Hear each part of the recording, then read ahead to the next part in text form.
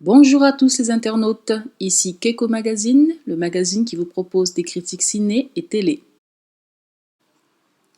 True Detective, saison 2, épisode 5.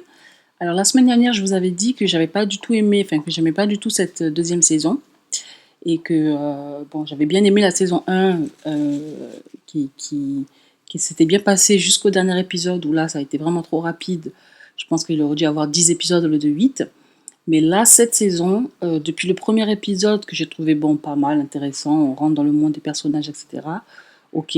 À partir du deuxième épisode, ou même à partir du même à partir du deuxième, où je me suis endormie en plein milieu et que je me suis réveillée au moment où l'autre se faisait tirer dessus. Et donc j'ai dû rembobiner. Pareil pour le 3, pareil pour le 4 où là je me suis dit ah là il y a vraiment un problème avec cette série, je rentre pas là-dedans, j'arrive pas à m'accrocher aux personnages, j'arrive pas à les aimer ou à les détester, je ne ressens absolument rien et c'est beaucoup trop long pour moi, c'est vraiment un supplice toutes les semaines de regarder cette série pendant 1 heure, c'est un supplice. Et donc l'épisode 5 de la saison 2 n'enlève rien à cette tradition, hein, qui est maintenant une tradition depuis 5 semaines, où je ne comprends rien à ce qui se passe. Je ne sais pas quels sont les enjeux et pourquoi et comment et voilà. Je ne sais pas comment Colin Farrell et Vince Vaughn se sont connus. Je ne sais pas sa femme qui s'est fait violer. Je n'arrive pas à croire pas à croire qu'elle s'est fait violer ou non. C'est pas ça la question. La question c'est l'impact que ça a eu sur sa vie. On n'a pas de réponse sur ça quoi. Ça fait 5 épisodes. Donc je veux dire il reste que 3 épisodes avant la fin de la série. Et je pense qu'il est grand temps que l'écrivain, le scénariste, Nick Pizzolatto, nous dise ce qui se passe, quoi. Et j'arrive pas à comprendre. Alors, après, on a le personnage de Taylor Kitsch, qui est gay et qui veut pas être gay, et sa mère qui lui dit oui, je sais, je connais ton vice, comme si c'était un vice d'être gay, enfin, voilà, des trucs des années 30. Rachel McAdams, qui, pareil, elle joue la badass, la tough, machin. Elle est tough, elle s'en fout, elle a peur de personne et de rien, machin. Voilà, ça me saoule. Voilà, toute cette série me saoule complètement. Je ne comprends absolument rien. Je ne sais pas qu'est-ce qui se passe. Je ne sais pas pourquoi ce qui se passe. Je n'arrive pas à rentrer là-dedans. Alors, ce qui m'énerve par-dessus tout, c'est Vince Vaughn et sa femme.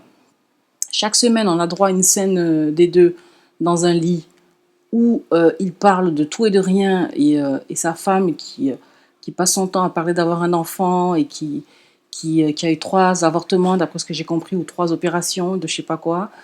Elle dit opération, donc je sais pas si ce sont des avortements ou quoi que ce soit. Et puis d'ailleurs, c'est pas grave, hein, elle a le droit d'avoir autant d'avortements qu'elle veut, et je vois pas pourquoi utiliser l'avortement comme une conséquence de ne pas pouvoir avoir d'enfant, c'est nul. Je veux dire, on peut avorter, je sais pas, 3 à 4 fois et avoir un enfant sans problème.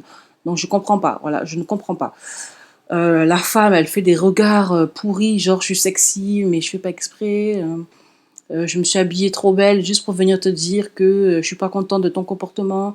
Et là, je rentre à la maison, tu peux prendre du temps pour venir me rejoindre.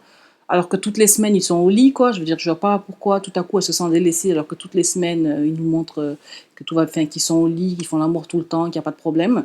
Donc je comprends pas, voilà. C'est une série où je ne comprends absolument rien. Et en plus, tous, ils font des têtes d'enterrement. La musique, c'est une musique d'enterrement, à part le générique que j'aime bien. Euh, Toute la musique du film est vraiment déprimante. Voilà, ça m'a vraiment gonflé cette série.